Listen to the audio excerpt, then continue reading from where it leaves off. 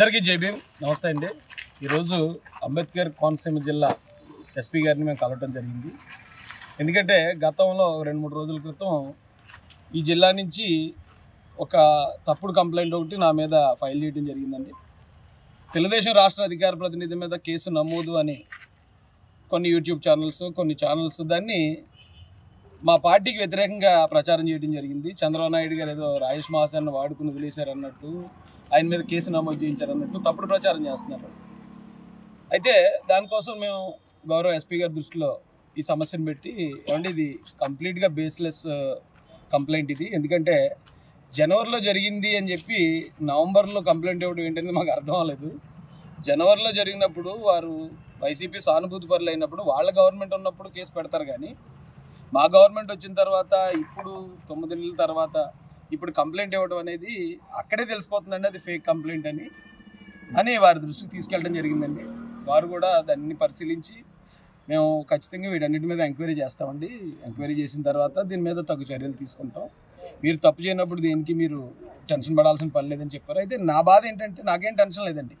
నా మీద జగన్ గారు 30 కేసులు పెట్టారు. అప్పుడే టెన్షన్ పడినండి. ఇంకో కేసు నిండా ములుగునుడికి చలే ఉంటుంది. అయితే ఇప్పుడు నా మీద కేసు పెట్టి నా పార్టీని బదనాం చేయడానికి ట్రై చేస్తున్నారు, ఆ పార్టీ మీదకి బ్యాట్ తీసుకెళ్ళడానికి ట్రై చేస్తున్నారు అనేదే నా బాధ తప్ప, ఇలాంటి తప్పుడు కేసులు ఇంకో 100 కేసులైనా భరిస్తాను నేను. ఎందుకంటే కోర్టు మీద నాకు నమ్మకం ఉంది. ఆయన పెట్టిన 30 కేసుల్లో దాదాపు 15 నుంచి 16 కేసులు ఆల్రెడీ కోర్టు వారు తీసేశారు. తప్పుడు కేసులు అవన్నీ అన్నీ కొట్టేశారు, ఒకటి మిగతా కూడా అయిపోతున్నాయి. ఇలాంటి తప్పుడు కేసులు ఎన్ని వచ్చినా ఫేస్ చేస్తాను. కాకపోతే ఈ పరిస్థితులు అంటే గతంలో వైసీపీ గవర్నమెంట్ ఉన్నప్పుడు కేసులు అవమానాలు భరించి, ఇప్పుడు మా గవర్నమెంట్ ఉన్నప్పుడు కూడా మహిళలను అడ్డు పెట్టుకుని మా మీద ఇలా కేసులు పెట్టి ఇబ్బంది పెట్టడం అనేది కాస్త బాధ అనిపించింది. ఆ విషయాన్నే పెద్ద ఆయన దృష్టికి, ఎస్పీ గారి దృష్టికి తీసుకెళ్ళడం జరిగిందండి. వారి మీద నమ్మకం ఉంది, కోర్టుల మీద నమ్మకం ఉంది. ఎందుకంటే తప్పుడు కేసుల్లో అరెస్ట్ చేయడానికి ఇది వైసీపీ గవర్నమెంట్ కాదు, ఇది తెలుగుదేశం కూటమి గవర్నమెంట్ కాబట్టి ఖచ్చితంగా దాని నుంచి నేను బయటకు వస్తాను. కానీ ఈ లోపల జరగాల్సిన బ్యాడ్ ఈ సోషల్ మీడియా ద్వారా కేసు నమోదు అయిపోయింది, అరెస్ట్ చేసేస్తున్నారు, రేపు అయిపోతుంది, ఎల్లుండి అయిపోతుంది అని చెప్పి ఈ తప్పుడు ప్రచారాలు, ఆ తప్పుడు ప్రచారాల వల్ల ఈ రోజున 11 సీట్లు పరిమితం అయ్యారు. అయినా కూడా ఇంకా బుద్ధి మార్చుకోలేదు.